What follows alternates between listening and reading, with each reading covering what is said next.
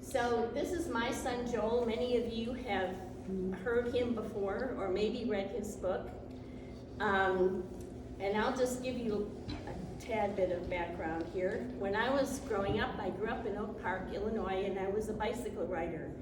And I rode all over the town, and I took my girlfriend with me if she'd go, and her mother said to me one day, "Why do you have to go somewhere all the time?" And I didn't think anything of it. That's what we did to get around as kids. But as I grew up and married a man who was interested in geography and other parts of the world, and we raised 4 boys, all 4 of my boys and their wives and most of my grandchildren have been out of the United States to other places. If you had told me 40 years ago that would have been true, I would have just laughed and said, "Are you kidding? We don't have the money to do that. Don't know how that would ever even work." But they all have their stories. This one, it wrote the book right here. And he's my number 3 son. And when he was in grade school, there was a man who came to his grade school every year, talked about a country of the world. In the summer, he traveled to a new place. The next year came back and talked about the new country. His name was Randy Nadler, and he is from here in Kansas City, but Joel credits him with giving him this desire to see other places, and then blames me as well for that wanderlust that he had. So he was here a couple of years ago when he was home for a year writing a book. This book is on the table over here along with some other memorabilia he'll tell you about. But I'll just let him get started, and you just take it away. This is being recorded right here. So. Yes. All right, excellent. Make sure it's okay. All right, thank you very much. I'm excited to be here. Thank you for asking me to come and speak to you today. I've chosen the theme of pilgrimage. As this is sort of an interfaith dialogue group, I thought this would be a good touch point that would kind of bridge that gap as that's part of your mission of Strangers No More. My personal mission really is to help people better navigate their world. I've done that in lots of different ways, through cooperative learning or through dynamics training seminars when I lived in the UK, facilitating cross-cultural connections through personal travel services and doing tours, or even assisting refugees and immigrants with English language skills. So I've done lots of different ways to help people navigate around the world, and because I believe that we really do need to be going someplace all the time. We have a direction that we're moving in, and I'll talk about that in a moment. So today, what I'd really like to do for you is to illustrate the transformative power of pilgrimage as a universal tool for both self-discovery and growth. Yeah? So we're going to take a look at that today through this video slideshow that you'll see on the screen behind me. I'm going to take off the ridiculous hat because it is just meant to be a costume for the pilgrim idea. I did wear this on the Camino, but it is blocking my sight line here, so I'll take that off for now. So what is a pilgrimage? Well, pilgrimage really is a physical journey that mirrors an inward quest. A physical journey that mirrors an inward quest. There's often some really well-known pilgrimages that you might know about, such as Jerusalem or Rome or Mecca are very common ones. But there's less common ones which you may not have heard of. Maybe the Yazidi faith in northern Kurdistan, where I've lived for years, have a pilgrimage to Lalish. Many Hindus make a pilgrimage to the Ganges River Delta, or perhaps the Aboriginals to Uluru or Ayers Rock in Australia, all of which are pictured here behind me.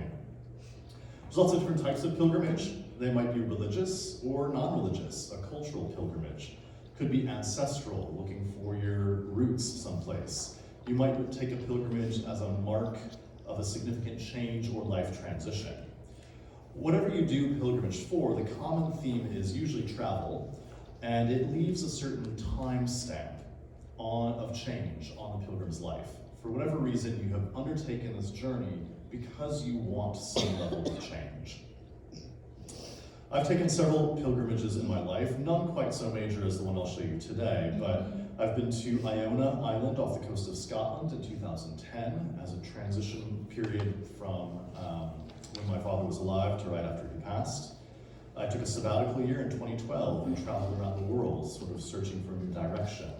I've been to Israel in 2015, researching a little bit of my own Jewish ancestral roots of my Christian faith growing up.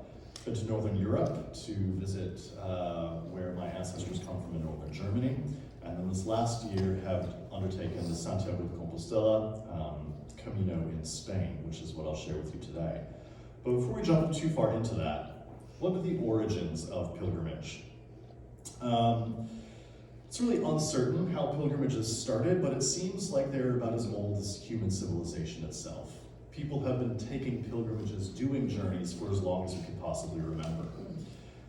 Some of you who have heard me speak before know that I often reference, in this context, Thomas Cahill's book, The Gift of the Jews, and where he talks about, in ancient Sumeria, which is where I lived, well, not ancient, but modern, but in that area of the world, history was often viewed as a cycle. It just repeats again and again, season after season, year after year. And when Abraham of the Torah heard the call to go forth into a new land, he essentially was the father to break that cycle, to have this sense of moving forward, that life is a trajectory, that there's a destiny, that there's progress that can be made. And history has changed ever since then. We now have always been moving and going somewhere, with the belief that tomorrow can be better than today. And I think that all of you in this room hopefully share that view, that tomorrow can be better than today, that we are designed, we are in our DNA, designed for growth and change. A pilgrimage is nothing more than that. It's a journey for growth and change. So how does it start? Pilgrimage starts personally with a kind of call. There's something that sort of sets you off, that lets you know that you need some sort of change, that something's not right where you are at the moment. It could be dissatisfaction with the current life circumstance. It could be the passing of a loved one, some major life transition, a graduation, a marriage, a birth. It could be that you're looking to seek some forgiveness or right some wrongs, or maybe sort of assuage some guilt that you carry around for some past deeds. You might be just on a quest for deeper truth, looking for wisdom, needing a challenge or some adventure. However the call comes, the pilgrimage often chooses the pilgrim, not the other way around. And like Abraham, my story for this pilgrimage in Camino starts in Ur, which is that top photo there of me laughing in front of the ziggurat of Ur in southern Iraq. I had been living in Iraq for 7 years and had traveled around and really made a very comfortable life for myself over there. And I like to say I was beginning to hit my stride, metaphorically. And that kind of led to a sense of needing a change of pace. Actually, physically, needed to change my pace. So that's when I met Ancho and Nacho, the two Spaniards in the bottom photo here. They are from Santiago de Compostela in Spain, and they had been traveling through the Kurdistan region of Iraq and stayed with me through a travelers exchange group called Couchsurfing. And while they were with me, they simply said, "Oh, you should come and visit us in Spain. We've been here to Kurdistan, we've loved having you show us around. Why don't you come visit us in Spain, and you should hike the Camino." Well, the idea had been in my head for a number of years. I had friends who'd hiked the Camino. I knew that it was a thing to do. It was a good adventure. And I had a summer break coming up, and so I thought, why not? Let's take a nice walk across Spain. So that's what I decided to do this last summer, to take this walk across Spain. Now, the Camino is actually a network of hiking paths, long-distance hiking paths that converge on the town of Santiago de Compostela in northwestern Spain. And this is where the remains of St. James, the apostle of Jesus, are purported to be buried. It's an ancient pilgrimage route. It's been around since at least the Middle Ages, and draws a global community of pilgrims every year. There's many paths to Santiago, not just one, but I chose to hike the Camino Primitivo. It's approximately 200 miles, or 320 kilometers, across rugged, rural, mountainous terrain in northern Spain.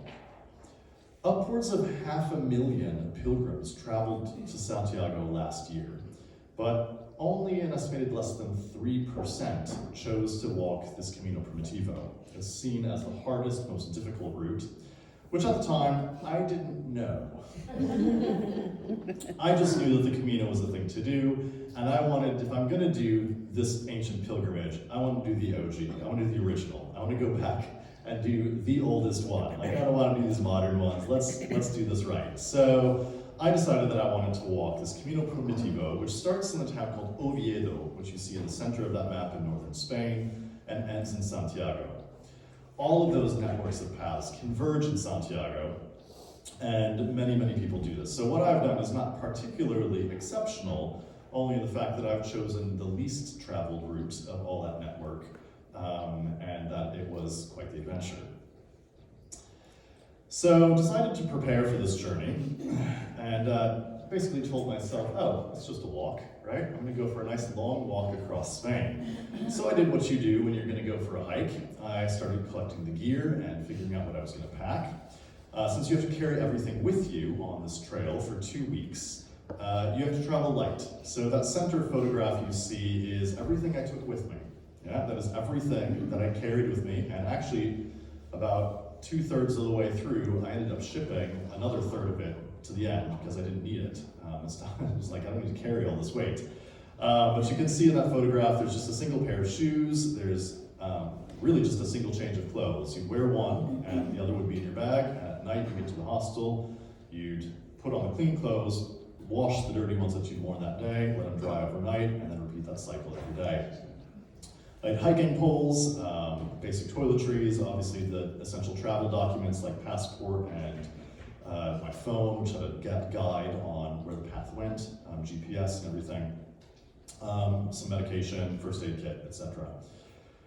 So I took everything that I needed, tried to travel light, and then pilgrims, no matter what pilgrimage you take, it's common for a pilgrim to carry some symbol with them, a symbol of pilgrimage. And for Santiago de Compostela, for the Camino, pilgrims often carry a shell. It's a symbol that's been around since the Middle Ages. Pilgrims would walk carrying the shell sewn to their backpack. And so early on, before I really had committed to the idea of walking the Camino, shortly after Nacho had told me I should do this, I was taking a walk through my neighborhood in Kurdistan, where I lived, and looked down on the ground, just one morning walk, just out for a stroll, and looked down on the ground and found this gold sort of foil shell. It's a sequin, basically, that had fallen off of someone's fancy dress someplace in the neighborhood. It had little beads on the end of it. And I looked down and I saw this, and basically sort of took it as a sign that, I need to do the Camino. This is the sign that says I should dedicate myself to doing this walk this summer. So picked it up and pinned it to my backpack and decided that that would be my shell for the Camino. This would be my token to take with me from Kurdistan all the way to Santiago. And also, for many of you who have followed me on my travels around the world, you know that I rarely go anywhere without my beloved stuffed animal, Sluppy, that gorilla that sat there. He has quite the following on Instagram. He has been photographed in front of several major world monuments, and so he is dear to me. I picked him up when I was 4 years old in 1984 in the San Diego Zoo. My family had gone out there for the Summer Olympics, I believe, and Sluppy has traveled with me around the world ever since that, and he is here today. You can see him at the end on the display table off to the side. So these are the things I took with me. I had a backpack full of just my essentials, a shell as my token of my life in Kurdistan, traveling to Santiago with me, and my beloved stuffed gorilla, Sluppy. How he got that name is a mystery, but that is his name, and has been that ever since I was 4. So, the journey of 1,000 miles begins with a single step, is the famous proverb. So, I was not walking 1,000 miles, but it sure felt like it by the end. 310 kilometers, 200 miles, it's a good long journey. And so I flew to Spain the later part of June, and took the train up to Oviedo, and took that first step out of the train station, started at the cathedral in Oviedo, which is the traditional starting point. There's a big plaque set in the plaza in front of the church there, and began walking. It's what you do. You just start and put one foot in front of the other and go. So the path is fairly well marked. There are these shell symbols all the way along. They're either embedded into the path if you're in city, urban areas, or there's these big pillars that mark the country's wayside as you go to help direct you. And of course, everybody's got their phones now with maps and GPS, etc., to help guide you on this path. So I decided, I'm going to do this. And so I went and just started and took the first step. You just have to take that initiative and go. Well, I didn't realize how hard it would be. Because shortly after I began that day of walking, I realized that the path looked mostly like this. Oh my. That the terrain was mostly like this. And despite my, what I thought were broken in hiking shoes, it felt like I was wearing these. Oh my. It was not an easy walk. So I began, and I just started to put one foot in front of the other and kept walking every day. Well, day one, I realized I was in for more than what I bargained for. As I passed down this path, and it's misting, it's starting to rain a little bit, it's colder, much colder than I thought it would be in Spain in June. And for some reason or another, missed the sign, and just kept walking down this farm lane, past this farmhouse, down into this valley, and realized that I was now being followed by 3 very aggressive working farm dogs that did not want me on their property.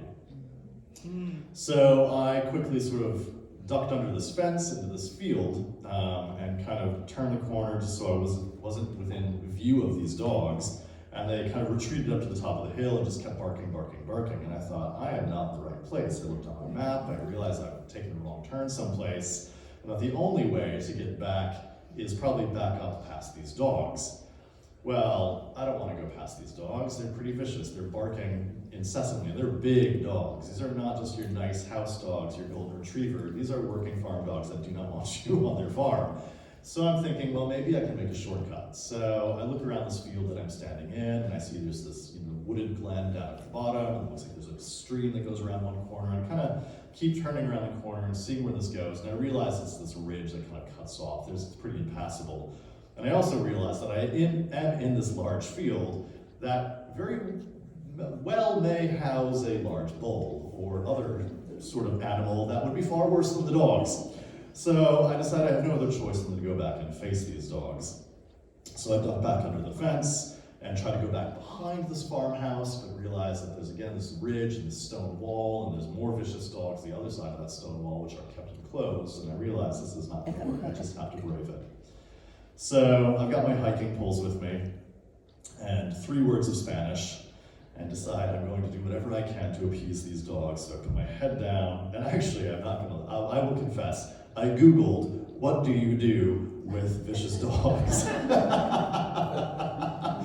And basically followed Google's advice, which is to remain calm, put your head down, don't make eye contact, don't smile, just kind of keep going, and don't run, of course. So I put my head down, hiking poles set apart as far as I could, and these dogs just came for the attack. Calmed my breathing, as still as I possibly could, and simply in the 2 words of Spanish, I said, lo siento, solo pasar, I'm sorry, I'm only passing through. Because I figured these dogs speak Spanish and not English, so I'm hoping this will work, right? Well, these dogs they were all bark and no bite, except for the one that decided to nip at my shoe. Caught the leather on my shoe, didn't actually break any skin, didn't actually get any skin, just hit the shoe, but realized that he wasn't going to get a reaction from me, and then the other 2 dogs backed off. The one that nipped followed me a little bit more with a lot of bark, and then finally trailed away and let me in peace. Turned the corner and found my way down to what had been that stream that cut off from that field, now back on the path, and finally just sat down, took off my shoes, and just cried. Day 1, in the rain, my feet are already hurting and have just been attacked by farm dogs. I realized that this is going to be a long 2-week journey by myself. Until I realized very quickly along that path that I really wasn't alone. In fact, I was alone together with many other pilgrims that were doing this same feat. They were going day by day. They'd all just chosen to do this at some point or another. And as you walked across this section of northern Spain, you would pass other hikers on this trail. After all, it's a very popular pilgrimage route, and you began to meet diverse companions from all over the world and all walks of life. So here in this photo, we began to form a little Camino family. By the second night, we had stayed in an albergue, a little youth hostel together, and had a karaoke night. They had a guitar there, and I started singing, and everybody sang along and we requests. We sort of coalesced really quickly into this little family of friends, and realized that we all had a lot more in common than we had different from one another. Sam, who's pictured in the front here, had just changed jobs. He had left his previous job and was looking for a new one, kind of searching for his own direction. He's first generation Taiwanese American and was really looking for more than just a career change, but an identity change. He was kind of soul searching and had decided to do this sort of walk with nature to see who he was in this new position, this new world that he found himself in. Avital, who has her hand up in the air with that peace symbol, she's an Israeli mother of two, who was looking to mark a transitional milestone of her 40th birthday alone. Decided that she was going to celebrate by herself. Her husband and 2 kids were still in Israel, and she wanted to just see what this Camino was about and take her 40th birthday to reflect, and then go home to reunite with her family and celebrate there after her birthday. Perhaps the one that I loved the most is Emma, who stood next to me there, the blonde girl. She's a hard of hearing girl from Denmark, and was a physics student. And early on in the trail, she said to me, I asked her why she was hiking the Camino. And she says, well, you know, as a physics student and being hard of hearing, I find so much of my time is just spent inside my own head, that I felt I really just needed to do something to be inside my body instead. Everybody had their own reasons, their own motivations. They were searching for something and doing it for a purpose. And here I was, here for a good walk, right? All I wanted was a change of pace. It's a summer break. I loved my lifestyle, my career, my success that I had in Iraq. I kind of didn't think that this would be a spiritual experience in particular. Until, of course, you realize that everything is spiritual, because it's hard, and we often need help from others. Part of what is the spiritual experience is the fact that we are a community of people. We are a shared human race that do need each other. And when you have challenges like the ones you see photoed here, you realize you can't do this alone. Day 5 of the Camino is the Hospitales route. It's an alternate section that you can take over the mountains rather than down into the valley and back up. It is the highest, most remote section of the Camino Primitivo and extends for 17 miles without services, water, or food over the mountain ridge. That was not the hardest day for me, surprisingly. It was beautiful, the views were incredible, it was difficult, and it was tiring. But it was day 6, the day after, when we decided to descend down into the valley after the mountaintop, down all the way to the riverbed where there was this giant dam in a town called Grandes de Salime, where I said goodbye to my knees. That was difficult. That was a hard day, because I'm now about halfway through this trek and fairly incapacitated. Knees wrapped up, iced, feet are sore, I have blisters on my blisters. It is not going well. And despite doing everything that I could to take care of myself, I realized I needed other people to help me. But I didn't want to have to rely on anyone else. And I wanted to complete every step of this journey by myself. I wanted to do this. I had this internal battle, the will of wanting to complete this and do this journey versus actually taking care of myself and letting other people help me.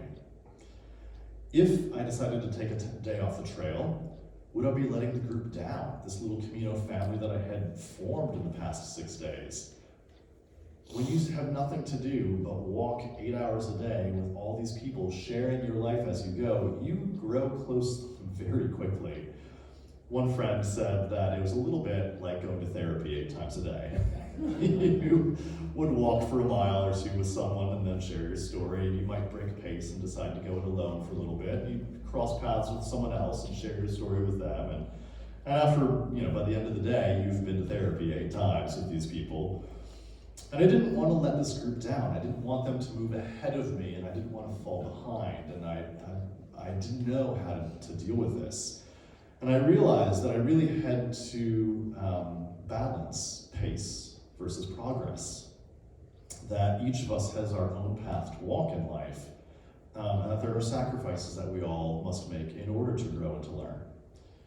For me, what I realized in this moment is that I really need to sacrifice my independence on this, and that I needed to let other people help me, because I could still walk. I wasn't, beyond help at this point. And that's when I met a few guardian angels. So the one in particular is Frank, tall Dutch man. He is there on the right of that photo in the front. Wisdom and help comes from most unlikely places, and it resides precisely what it intends to help us complete the journey. And Frank showed up about 4 days from the end, and he was a first responder with an expert in blister care. And he had his own blister pack that he would carry with him and help Camino hikers daily with their sore feet.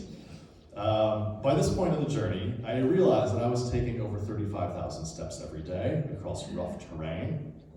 I had an infected blister on one of my feet. Both my knees were really in a lot of pain. And Frank came along, and every evening in the hostels would sit down and very lovingly just take care of my feet. I would sit in these chairs on the patio outside these shared hostel accommodations, and he'd have a line of people who would just sit down, and he'd just have them come up, and he would pierce those blisters, clean them out, disinfect them, put fresh bandages on them, and then give you the materials to take care of them the next day, so that you could always make sure that your feet were clean and well taken care of. It was amazing. It was amazing to have this man come from nowhere to suddenly, and I will tell you, the first day that he treated my blisters, I did not feel a blister on my foot for that entire day. It was like a miracle. It really was incredible. They were still there, they didn't go away, but definitely he knew how to take care of those. So I was super grateful for that opportunity to rely on others, to accept that hospitality and grace from someone else as I made my way towards the finale of this journey in Santiago. And I realized that perhaps this really is more than just a walk. The Way of St. James, Camino de Santiago. In Spanish, Camino means the way or the path. In the Christian tradition, Jesus says that he is the way, the truth, and the life. In the Jewish tradition, Torah can be interpreted as the way. Many of the world's faiths talk about life as a journey, following the right path. And the Way of St. James, well, Santiago in Spanish means St. James, Camino de Santiago, the Way of St. James. And he was the apostle in Christian scripture that preaches that faith and deeds go hand in hand. That there is inseparable interplay between faith and physicality. That what we do has an effect in this world and the world that we can't see. And that while hiking this trail, I realized that you needed a balance. A balance between those who are so heavenly minded that they're no earthly good, but also those who are so earthly rooted that heaven is completely off their mind.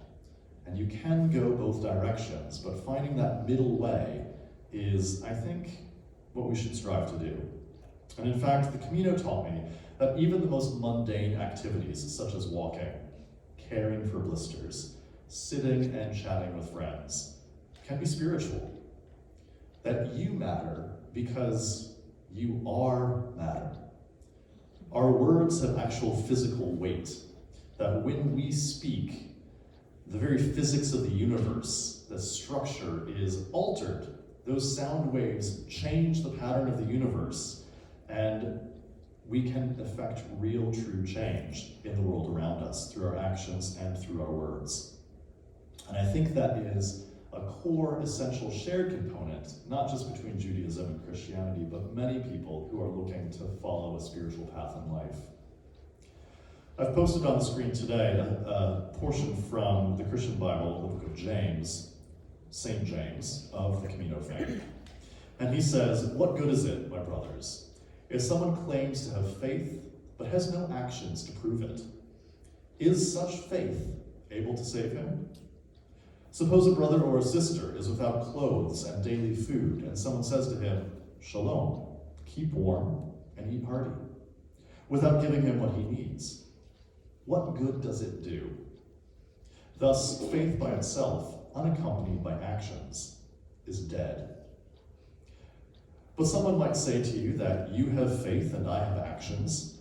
Show me this faith of yours without the actions, and I'll show you my faith by my actions. Indeed, just as the body without a spirit is dead, so too faith without actions is dead."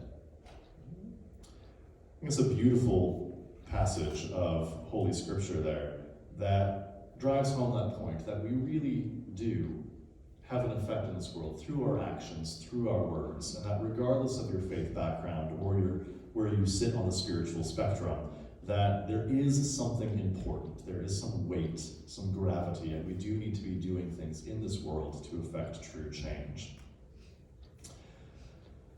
So, the final moments, reaching Santiago, finally completing the Camino, the way of St. James, early in the morning on the last day, woke up before sunrise with the goal of reaching the cathedral in Santiago for the morning service at 11 a.m.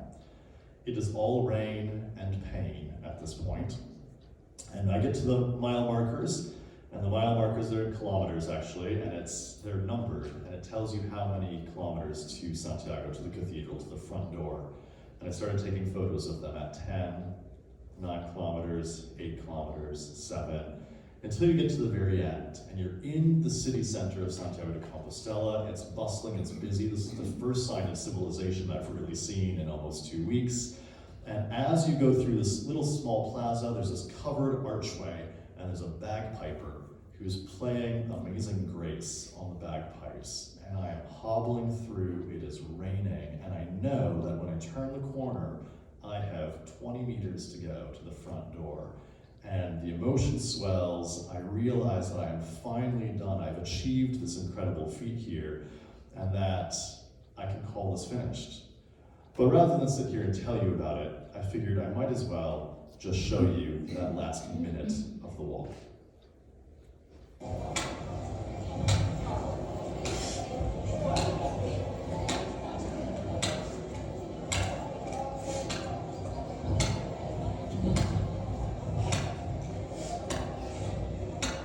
This. Yeah, folks.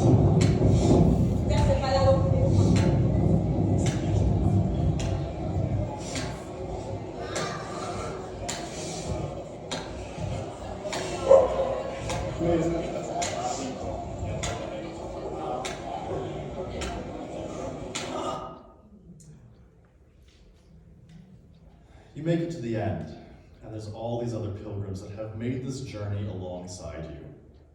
Not necessarily with you, but alongside you, because everybody had their own journey. Everybody went at their own pace, but everybody had the same goal.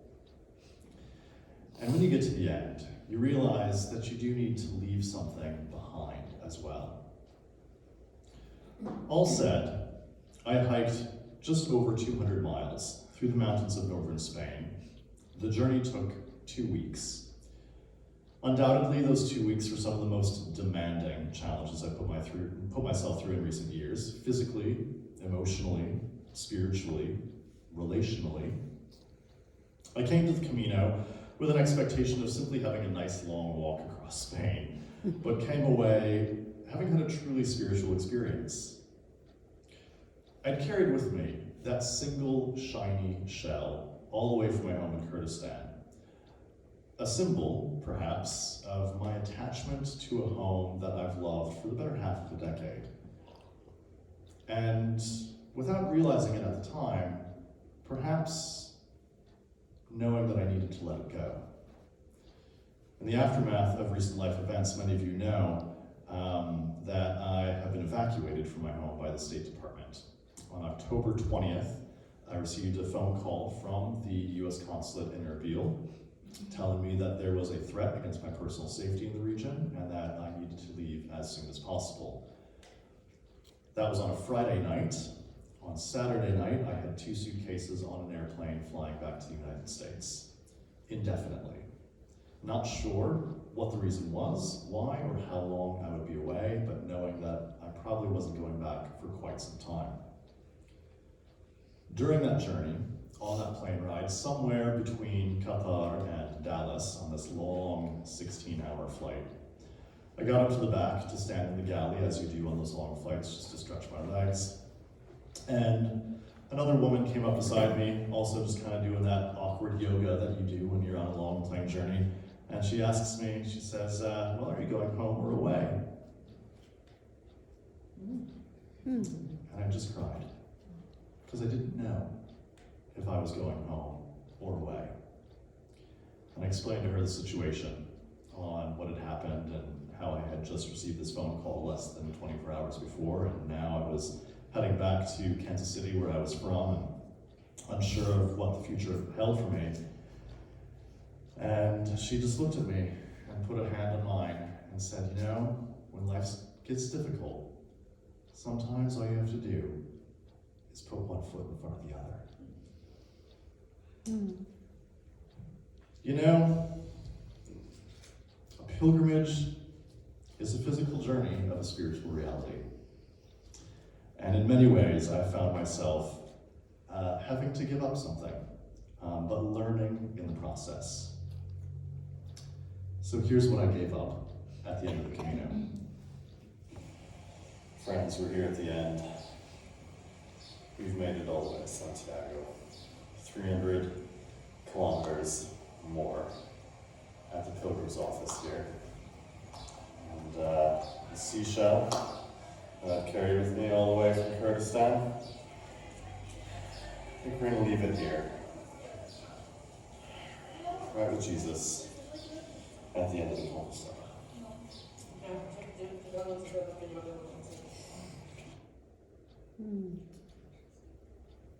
Leaving behind a physical symbol can really represent an internal change.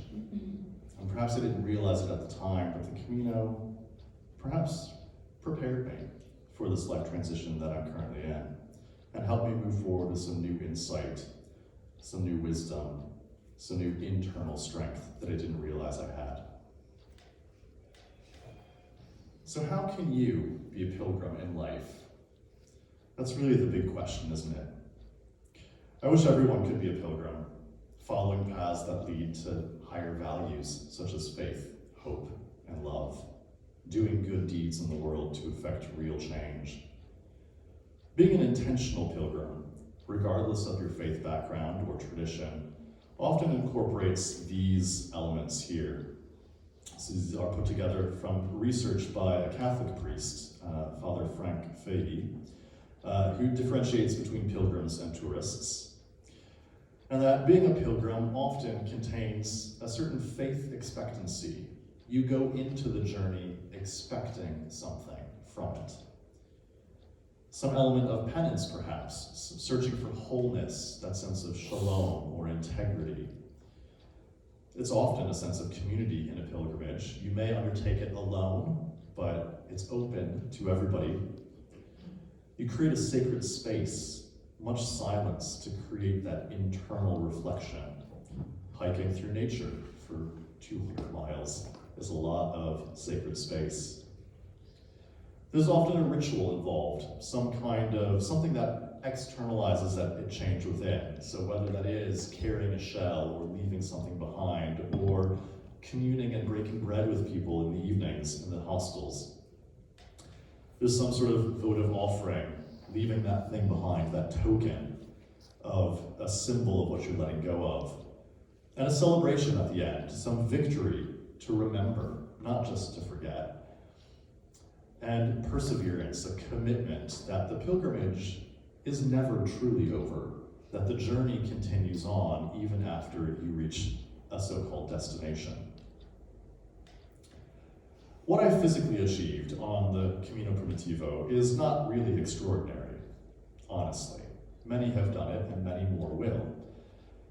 The hardest part of a pilgrimage is often that journey of the heart, the internal journey that we take. Being open to change, being receptive to love and help, and being willing to grow. So I encourage you in this room to be receptive to taking a pilgrimage of your own, or seeing your own life as a pilgrimage in some way.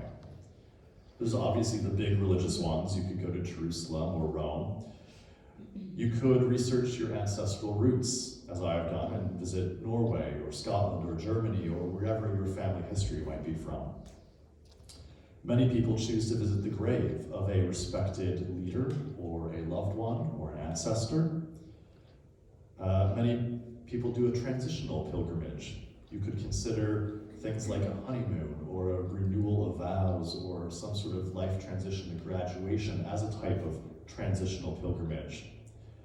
Whatever you choose to do with your life, it's these elements, that expectancy of faith, that sense of community, that sacred space you create, that leaving something behind but also taking something away, that helps mark your life, that puts that time stamp of change from before to after. I'd like to leave you today then with a quote from psychologist Carl Jung, who says, "Your vision will become clear only when you can look into your own heart. He who looks outside dreams, but the one who looks inside awakes." Thank you so much for this opportunity to speak with you today. I really hope that you've gained something from this. I'm going to open up some questions, but also put some info on the screen for you as well.